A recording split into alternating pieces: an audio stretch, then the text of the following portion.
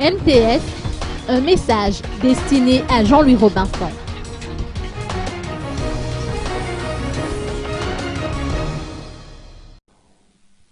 Le parti Malagasy Tungasen, présidé par Roland Ratirek, estime que grâce aux efforts qu'elle a fournis dans l'organisation des élections, la CENIT est définitivement entrée dans l'histoire de Madagascar. C'est ce qui ressort entre autres de la conférence de presse organisée cet après-midi au siège du MTS à Nkadvat. La proclamation des résultats officieux de l'élection présidentielle de la part de la Commission électorale nationale indépendante. Nous tenons à féliciter cette commission qui est une première nationale, puisqu'elle rentre dans l'histoire de la République de Madagascar, puisque depuis l'indépendance, les élections ont toujours été organisées par l'État malgache. Et on a vu ce que ça a mené. Il y avait des mécontentements, il y avait des descentes dans la rue. Il n'y a jamais eu de résultats qui étaient acceptés par tout le monde. Maintenant, le président national du parti MTS a également saisi cette occasion pour féliciter les deux candidats au second tour du scrutin présidentiel du 20 décembre dernier.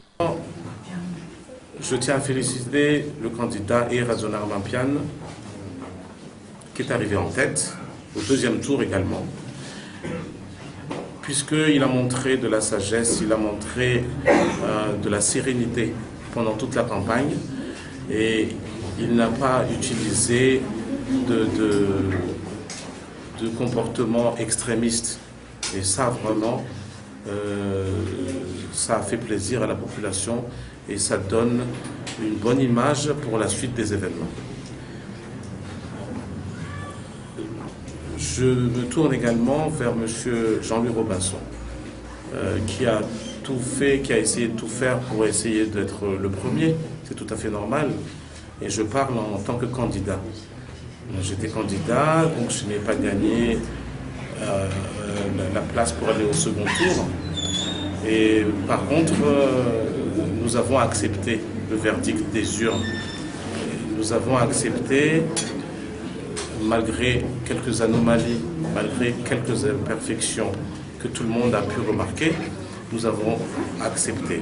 Et je demande à Robinson et à son équipe d'accepter le verdict des urnes et le verdict de la commission électorale spéciale, la Cour électorale spéciale qui va statuer bientôt, puisque la population attend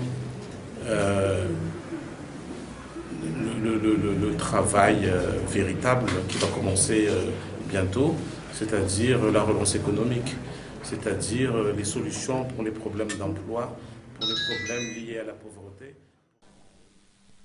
Figurant lui-même parmi les candidats ayant participé au premier tour des présidentielles, Roland Ratirek a exhorté le camp de Jean-Louis Robinson à faire preuve de bon sens et à accepter le verdict des urnes.